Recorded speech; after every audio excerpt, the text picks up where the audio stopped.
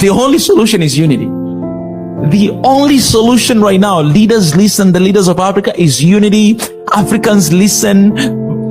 Forget about this individualism, tribalism, religionism. Forget about that. Oh, this is my enemy, this is my enemy. Somalia say Ethiopia is my enemy. Ethiopia say Somalia is my enemy. Rwanda say Congo is my enemy. Congo say Rwanda is my enemy. Forget about calling each other enemies. Yeah, they ain't your enemies. They're your brothers.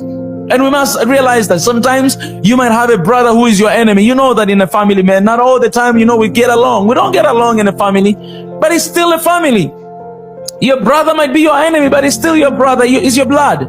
We're brothers, man. We're brothers. Let's figure this thing out together. We don't have to speak smiling at each other. No, things can get messy. We can crash at one another sometimes. We can argue. We can slap each other sometimes. But we are brothers. We are family. That should not be the reason for us to separate. That should not be the reason for us to stay far away from each other. That should not be the reason for us to side with USA, with talk with friends, and turn our back on our neighbors and brothers.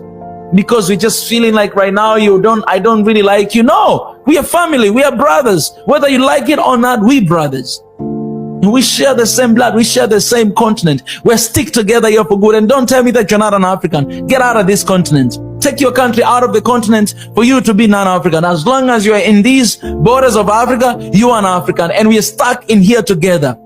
We must figure out the way how to survive together. If you're not going to figure out the way, we're going to kill each other, every single one of us, and we're not going to have a future generation in Africa.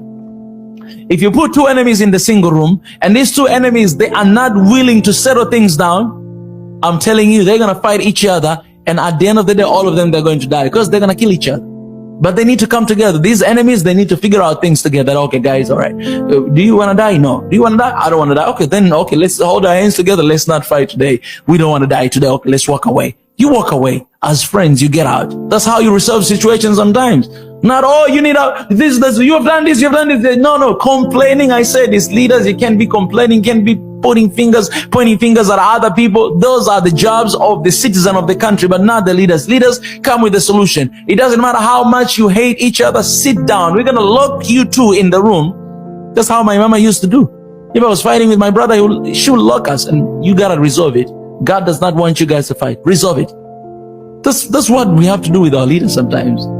Lock them inside the rooms, and they need to figure the things out together. You don't like each other, you like each other. It doesn't matter. You don't have to like each other. But your brothers, we are Africans. We must resolve it, because we must protect this continent from recolonized again. And we must protect it from international intervention.